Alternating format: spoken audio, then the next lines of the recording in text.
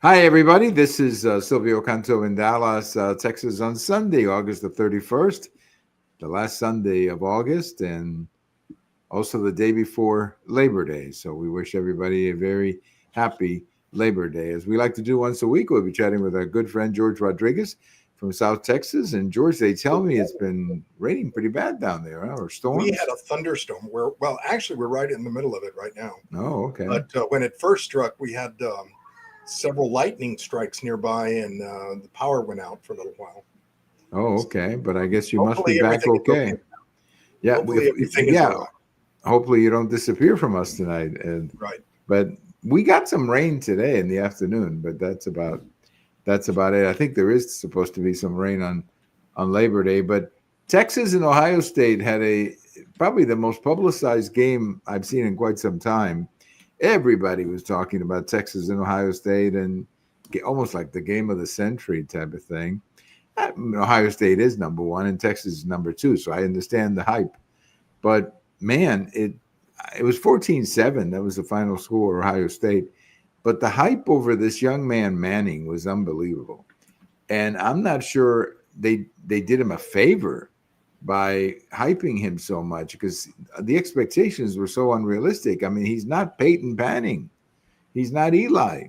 I mean, he's not even his father. I mean, he's a young man, just learning his way around. So I hope they didn't crush the kid emotionally, George. Yeah, the expectation level was very, very high for little Manning and Yeah. for Archie Manning. Archie is his name, right? That's his Yeah, Archie is grandfather's name. The he's named grandfather after is his Archie. grandfather. Oh, okay, Archie. Yeah, okay. And the let me correct you a little bit. Texas was ranked number one. Oh, okay, all They right. were going into the game ranked number one with the number one player of the nation. They were already talking that Archie Manning Okay. was the leader this year of in the lead to get the Heisman Trophy. I mean, the expectation was very, very high. Right. The So media Texas was number one then, okay? they I were was wrong. I thought Ohio State, because they were the champs, was number one. no, But so they were Texas goes, defending champs. yeah. And Ohio Yeah, State was number two? they were number three. Oh, number three. Okay, all right. Three. And so, I mean, in that issue, the expectation was, for the hype on the game was really high. The It sad thing was. about it is the fallout now in social media. It is really, really bad in their criticism of Archie Manning. And you're right. I mean, it's brutal and it's not necessary. It's one game. He did not play that bad. He did not lose the game. He No, didn't of course win the not. game, but he did not lose the game. I Yeah. mean, it was a hard fought game, and to criticize him and blame him for the loss, I think it's ridiculous. It is, and it was a close game. It was 14-7, wasn't it? So it was a very close game, and but the hype for this game, I have not seen so much hype. They were promoting this game a month ago, George. Yeah. I Oh, mean, they were from the minute promoting this game. that they organized it about 7 months ago, they started pushing it. Yeah. It was really, really hyped. Yeah. In fact, they were when this game was being promoted. These Democrats were out of town. And I said to them that they should give up their tickets if they're not going to come back to do the signing. But anyway, so I thought it was too much. I mean, putting that kind of pressure on a quarterback reminds me of when they used to say when a young center fielder would come up, they would go, "He's the next Willie Mays," and I say, "No, no, he's not the next Willie Mays. There's no such thing." As the next Willie Mays. Willie Mays is Willie Mays. You can be very good and still not be Willie Mays.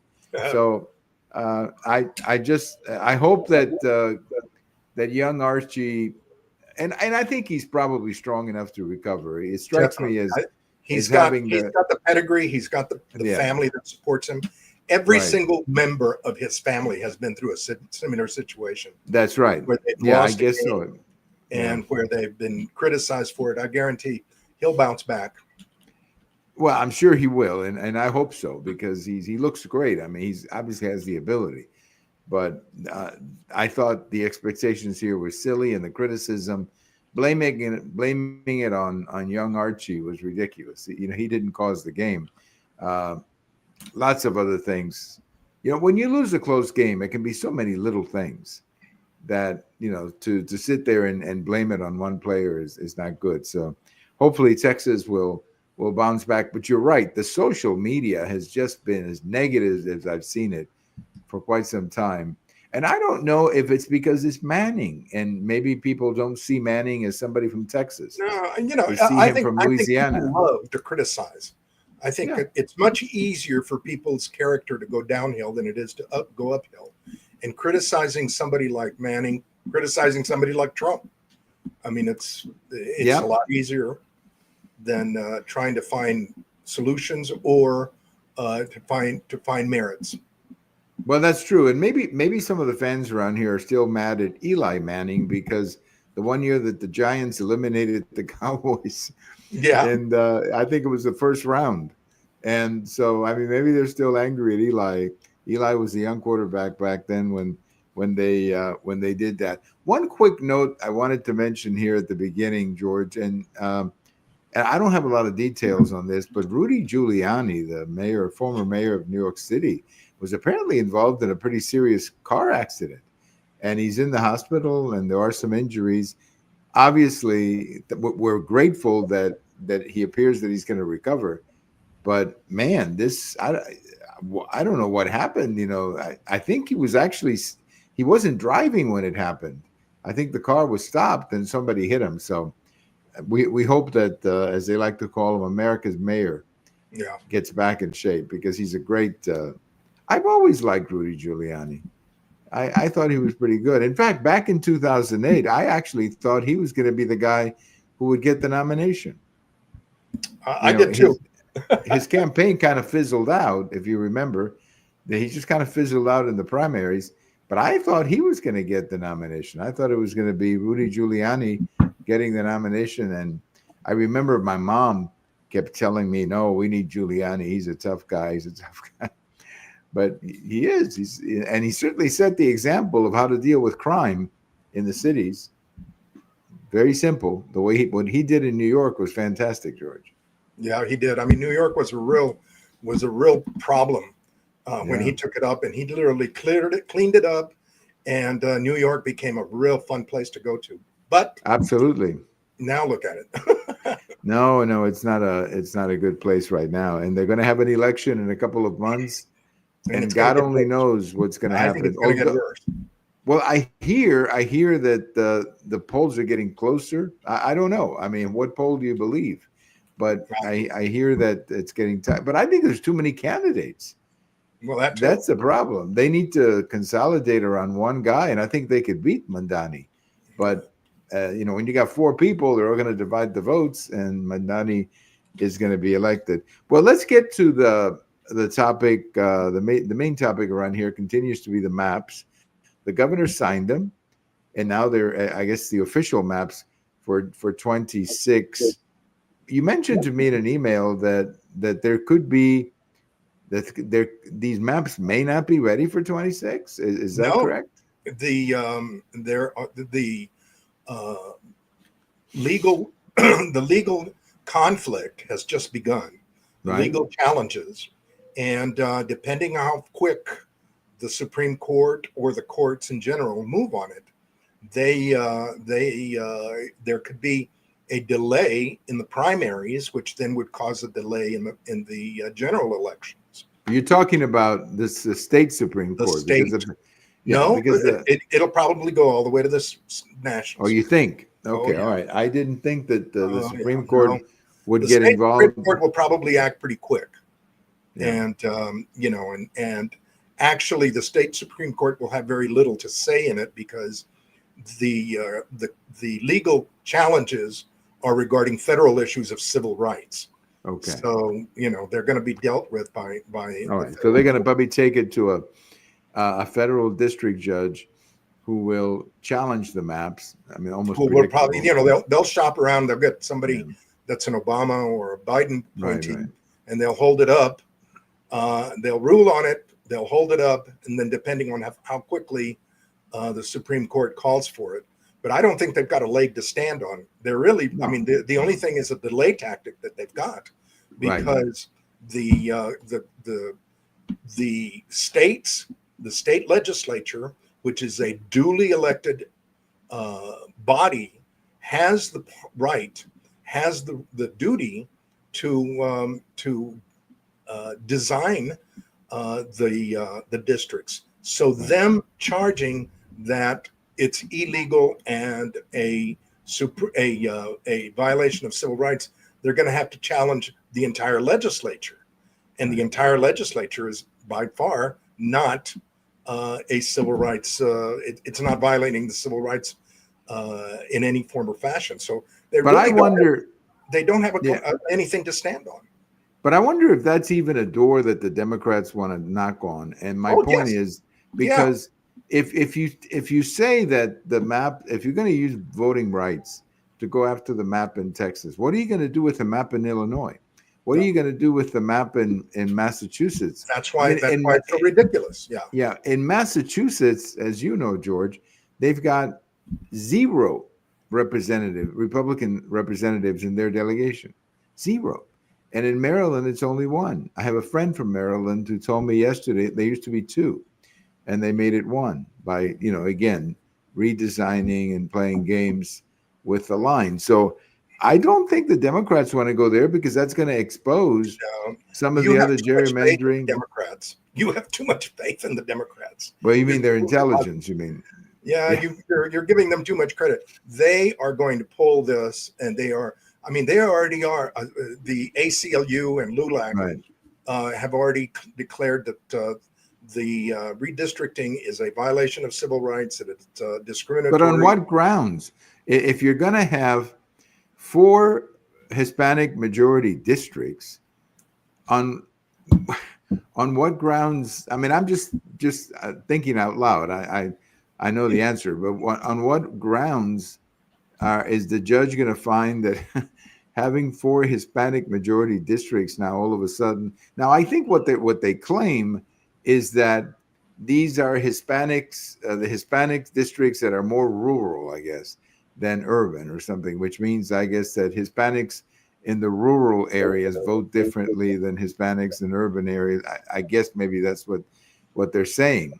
But there's going to be 4 Hispanic districts or Hispanic majority districts. I mean, I thought these people were in favor of diversity.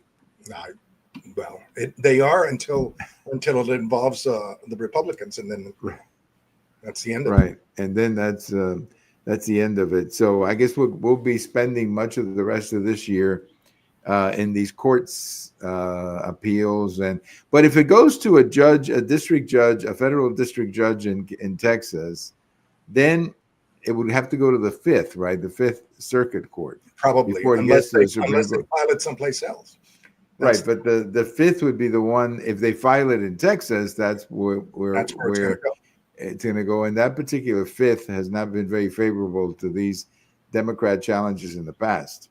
I mean, a lot of Democrat challenges have gone to die at the 5th.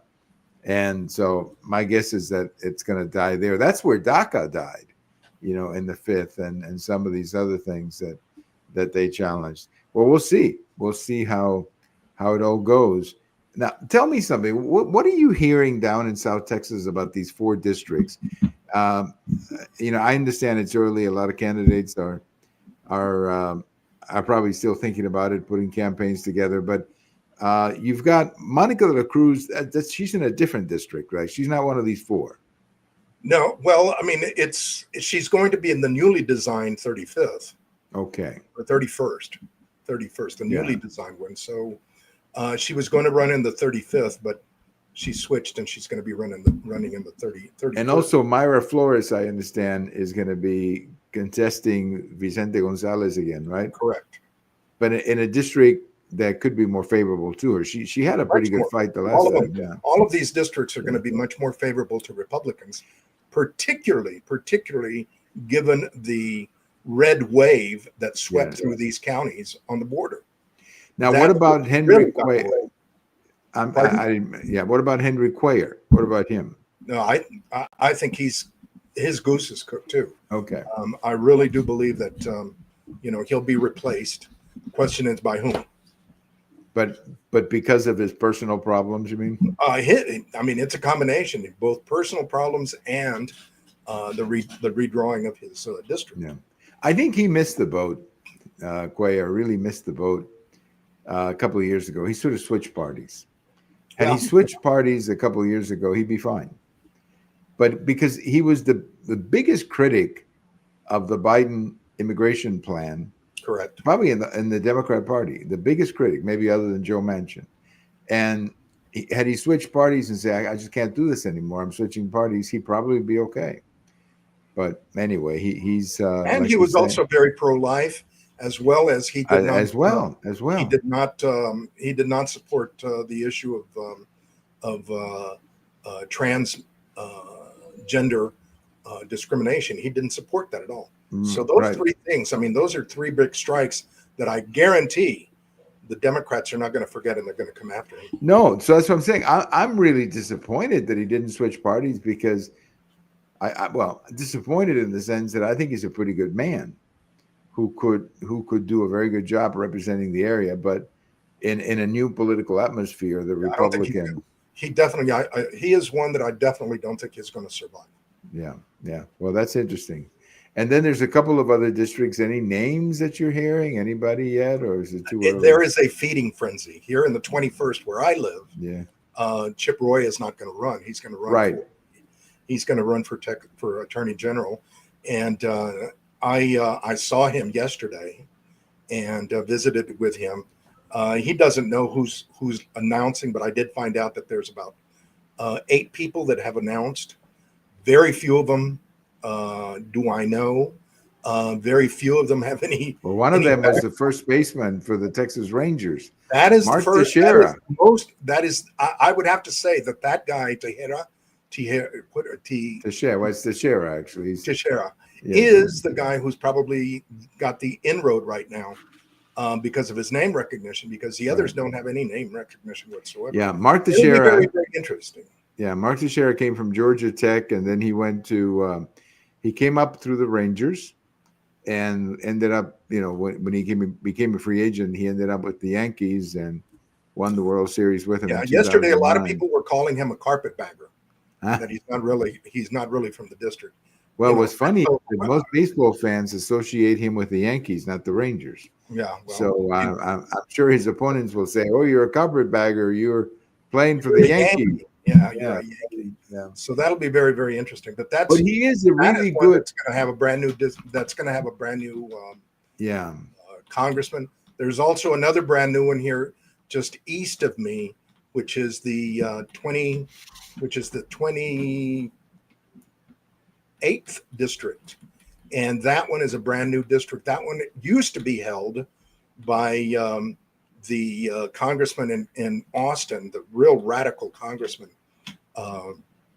Kassar in Austin. Right. His district has been completely withdrawn or redrawn, and he's bowing out. Right. Practically. I'm not sure. So is Doggett, right? Lloyd Doggett. Well, in fact, Doggett and him are going to be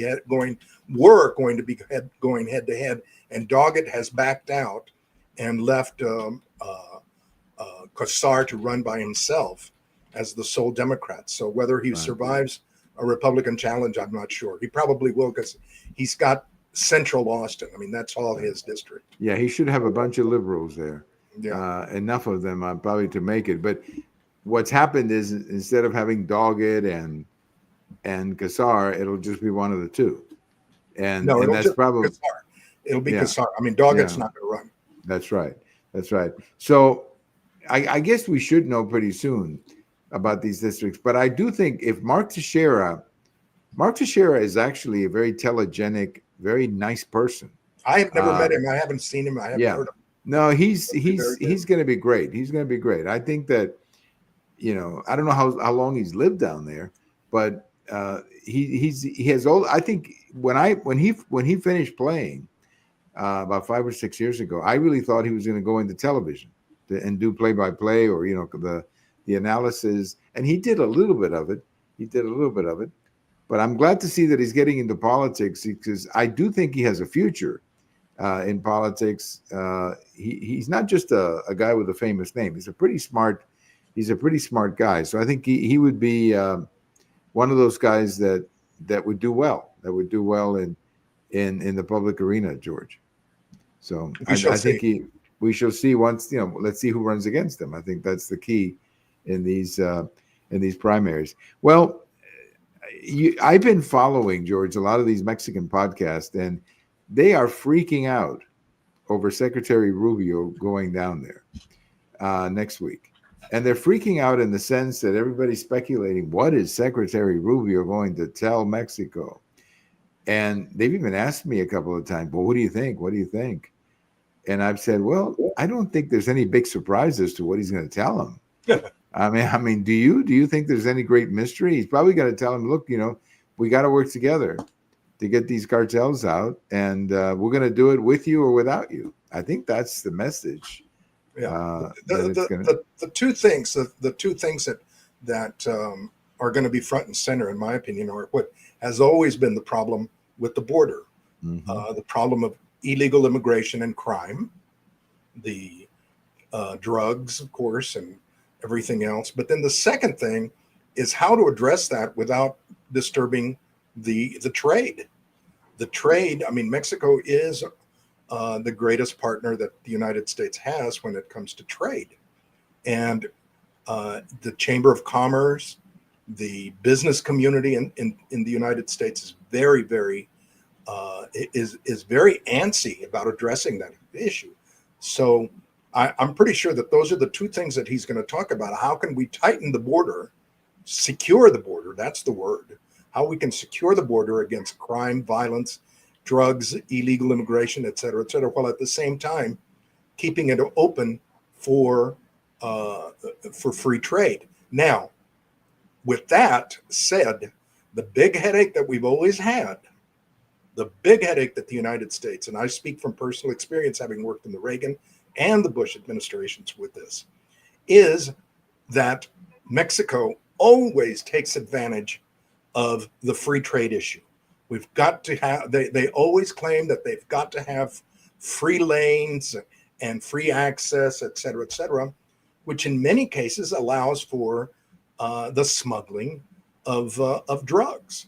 And in the meantime, when the United States starts to tighten up the security at the entry points, that allows for others to come in through the unsecured areas. Right. So that's that's going to be the I'm almost positive that's going to be the headache. And then now I think now that I'm thinking of a third one, maybe is the issue of the water agreements, because Mexico has not abided by those either.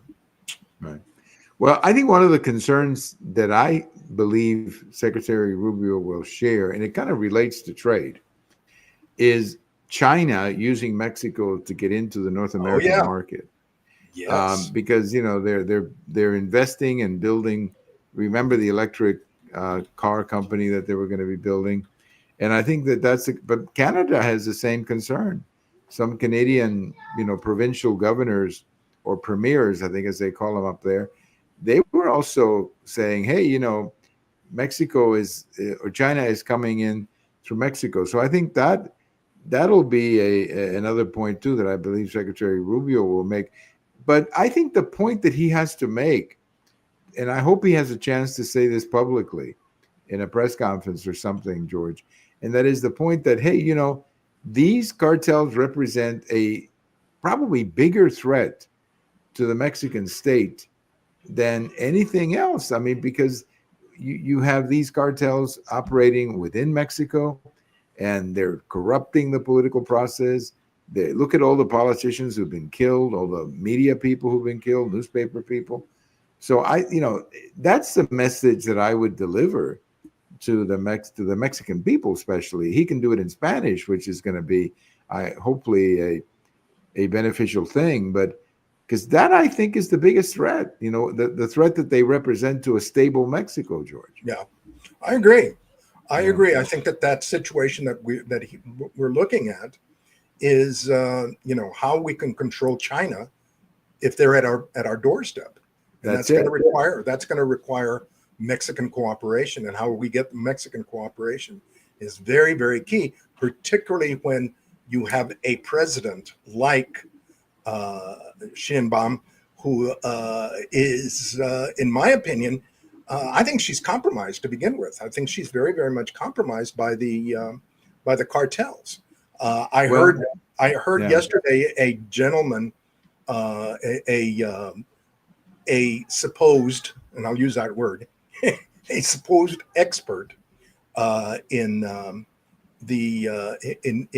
security, border security, claiming that Mexican government is doing this and that and this and that to stop and arrest the cartels. That might be true, but let's face it. My experience with the Mexican government over the years that I have watched them is that they're very, very corrupt, and they will do anything they can to self enrich themselves rather than the country. And I just am very, very cautious. I hope Rubio puts down his foot. I hope he's very, very strong. I hope he explains to them that this is a new president, this is a new attitude, and hopefully that Mexico will react or respond. Yeah, there's also a lot of speculation as to what receipts or what information Secretary Rubio is going to share with them. In other words, information meaning what do we know about some of their politicians who may have been involved in some of these things. So that's another big controversy. George, a couple of quick things I wanted to touch on. It was 20 years ago this weekend. You probably remember Katrina. And of course, it was a terrible thing. It was, horrible thing. And then once the levees broke down, it was pretty much you couldn't do anything after the levees broke down, or at least you were going to lose all those people. And I think for me, the worst thing about Katrina was the way the press reacted, or many in the press, and the lies they told about President Bush. And I think that a lot of us, myself watching all of this, was saying, come on, Bush, defend yourself a little bit better. I was angry at people in the media, and the Democrats, you expected that. But some of the media I thought were so bad in their treatment. And Bush was very much of a gentleman about the whole thing. And he said, well, I'm the president. I'm going to get down to that level. Well, the problem is if you don't get down to that level, they get to write the narrative. And the narrative was they chopped you down. And the narrative was that, that everything had been bad. And in fact, it wasn't that bad. The way the government handled it, clearly there was no local government functioning there. I mean, the mayor was horrible. The governor was inadequate. And, once the levees broke down, there wasn't much you could do. But I just think that one of the reasons why a lot of Republicans like Trump is because he fights back. And unfortunately, as much as I love George W. Bush, as much as I love him, he didn't fight back. And I think that made it possible for them to print all those lies about him. Remember, 10,000 people were going to die. Remember, they were leaving black people to die, where they were selectively, avoiding recovering black people. I mean, it was horrible, but they were saying it, George, and getting away with it. I remember the one big lie that they got caught on, CBS, Dan Rather, in fact, and company, was when they reported that there were alligators in the streets of New Orleans eating bodies. Right. And when the question started being, can you prove it? Can you show it? They had to back off, but they never publicly apologized about it. Right. There was also the issue. There was also the issue that one of the Democrat congressmen, black Democrat congressman in New Orleans, was flown in on a FEMA helicopter to retrieve his cash from a refrigerator in his house. And there was very little said about that. Right. It was incredible. It was just absolutely. It was absolutely horrible. It was absolutely horrible. The coverage and the lies that were told, and the attacks on President Bush were absolutely horrible. But anyway, so that's why you got to fight back, and that's why I think a lot of people like Trump, because he fights back. He doesn't let them do that. He will fight back. Well, George, as always, thank you so much for your time. Thank you. And I was going to briefly mention that it was 42 years ago that they shot down that Korean airline. Oh, yes. That was an amazing thing, too. It happened over Labor Day in 1983. So I still remember President Reagan talking about that. That was quite scary. That was scary. Yeah, that was scary. That was very scary. That was a tough moment in USSR relations. USSR. Remember those letters? USSR. Yep. Russia now, but we used to call it USSR or CCCP.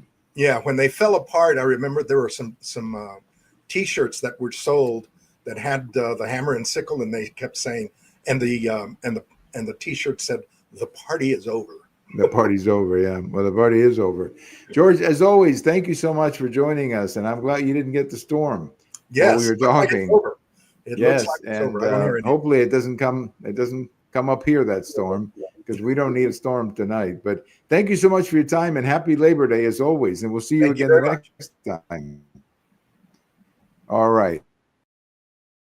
Our good friend George Rodriguez, talking low politics. Happy Labor Day, everybody. And we'll talk to you again. This is Silvio Calo in Dallas.